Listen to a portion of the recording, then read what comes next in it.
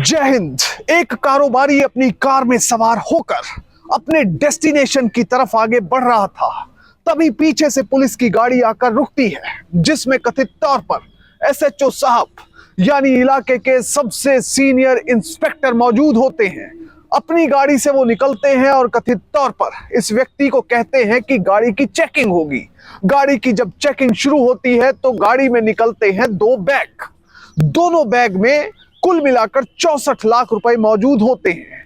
अब आरोपों के मुताबिक इंस्पेक्टर साहब 64 में से 32 लाख खुद रख लेते हैं और इस व्यक्ति को कहते हैं कि तुम्हें हमारे साथ चलना होगा, नहीं तो बहुत बड़ा मुकदमा दर्ज कर लिया जाएगा।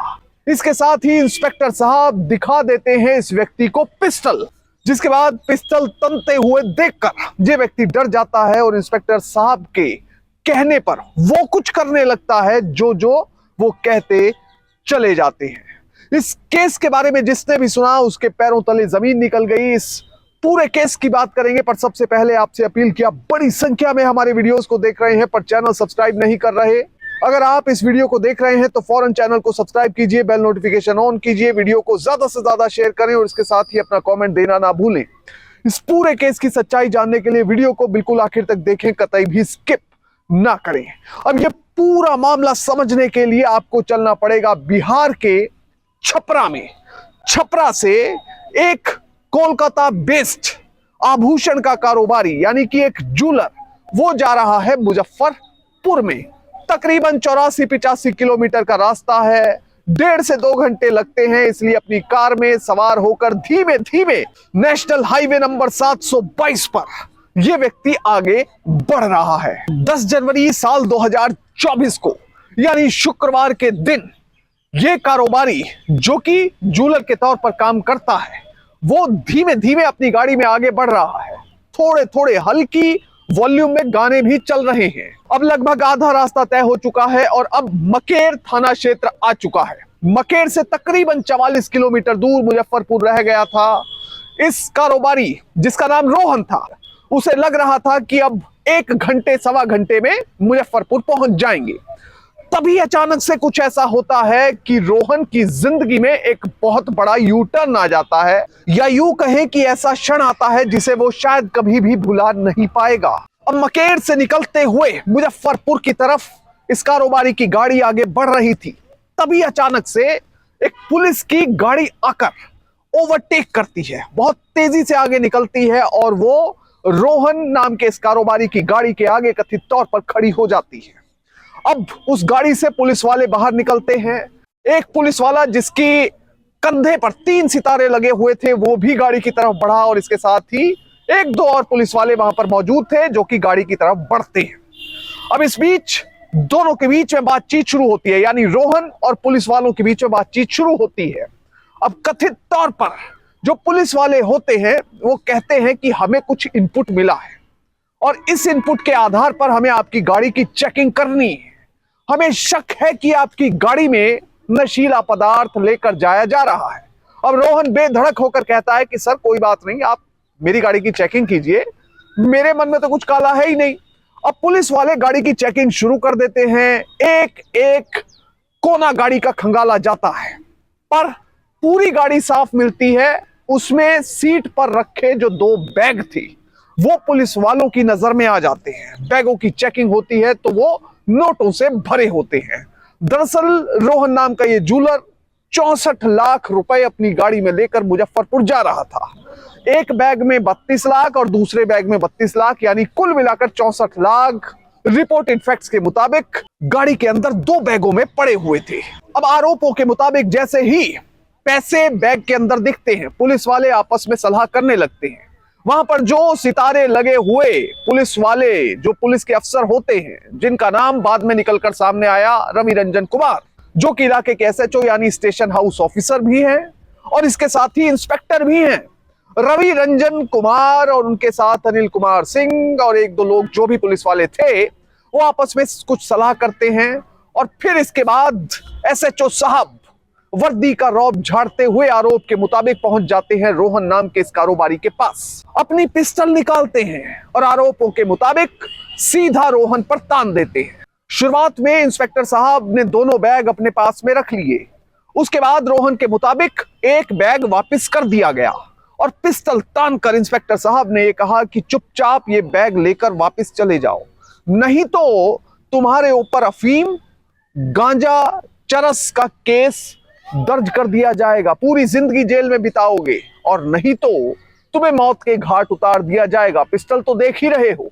अब ये सब कुछ जब रोहन देखता है तो वो डर जाता है। उसे समझ नहीं आता कि इस पूरी सिचुएशन में रिएक्ट कैसे किया जाए। अब होता यह है कि जब इंस्पेक्टर साहब इतना कुछ कहते हैं तो रोहन वो करने लगता है जो जो इंस्पेक्टर साहब कहते हैं।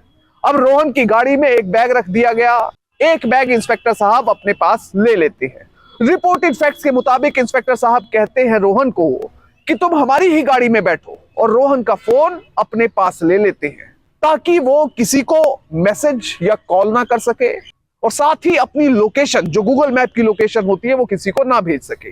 अब थोड़ी देर बाद इंस्पेक्टर साहब के मन में पता नहीं क्या आता है कि वो गाड़ी को रुकवाते हैं। रोहन बाहर निकलता है और किसी तरह से अपने घर में फोन करता है, बताता है कि मेरे साथ क्या कुछ हुआ है। घर वालों को पता चलता है तो इसके बाद एक तरह से कोहराम मच जाता है, एक तरह से भगदड़ सी मच जाती है।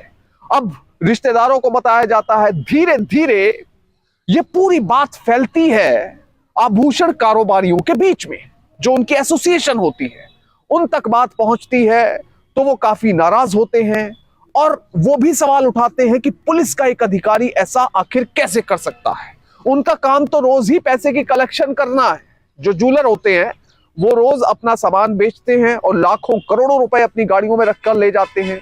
अब इन आभूषण कारोबारियों ने कहा कि अगर ऐसा है तो ये सही संकेत नहीं है, भविष्य में हमारे लिए भी ऐसी समस्या खड़ी हो सकती है।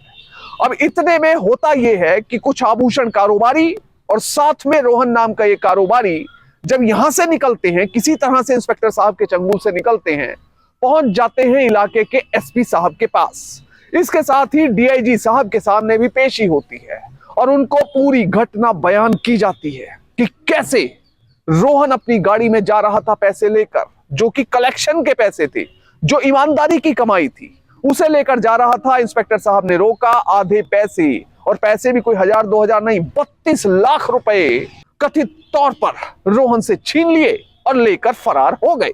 अब जैसे ये बात एसपी साहब को पता चली, उन्होंने फौरन एसडीपीओ मढ़ौरा के नेतृत्व में एक एसआईटी का गठन किया। ये एसआईटी प्रीलिमिनरी इंक्वायरी करती है और इसके साथ ही मामले को तेजी से आगे बढ़ाती है। अब जो इंस्पेक्टर है उस पर शिकंजा कसा जा रहा था। सबसे पहले इंस्पेक्टर रवि रंजन कुमार की लोकेशन ट्रेस की जाती है और उसे गिरफ्तार किया जाता है। इसके साथ ही इंस्पेक्टर रवि रंजन कुमार को सस्पेंड भी कर दिया जाता है और उसके खिलाफ डिपार्टमेंटल इंक्वायरी यानी विभागीय जांच शुरू हो जाती है। अब जो शुरुआत में जो गिरफ्तारियों का दौर चला, पुलिस के लोग अनिल कुमार सिंह, जो कि एसएचओ साहब का ड्राइवर था, उसे भी खोज रहे थे, पर वो फरार हो गया। उसने अपना मोबाइल स्विच ऑफ कर लिया, अपने घर पर नहीं मिला, दफ्तर में नहीं मिला। लगातार उसके लिए तलाशी की जा रही थी।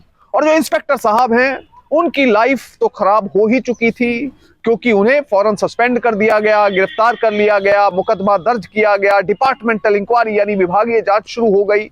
इतना कुछ हो गया, पूरे महकमे में शोर मच गया कि एक इंस्पेक्टर आखिर 32 लाख रुपए किसी भी सड़क चलते व्यक्ति से कैसे छीन सकता है। इसके साथ ही पूरे शहर और इलाके में भी एक खबर बहुत बड़ी बन गई।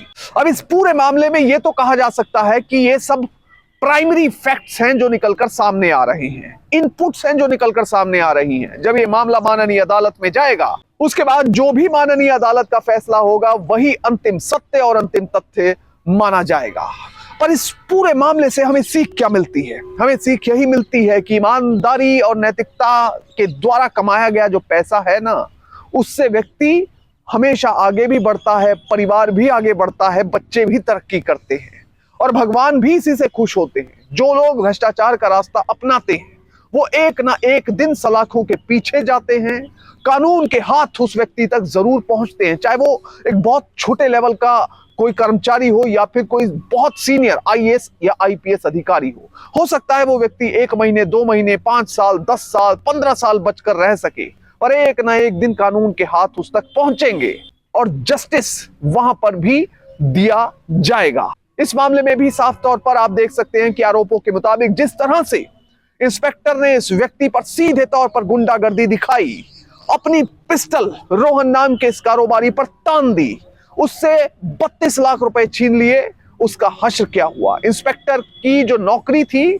वो एकदम से उसमें अड़चन पैदा हो गई, सस्पेंड हो गए। डिपार्टमेंटल इंक्वायरी ऐसी है जो कि टर्मिनेशन भी रिकमेंड कर सकती है। इसलिए ईमानदारी और नैतिकता के साथ आगे बढ़ें, तभी हम विकसित भारत का भी निर्माण कर सकते हैं। जय हिंद।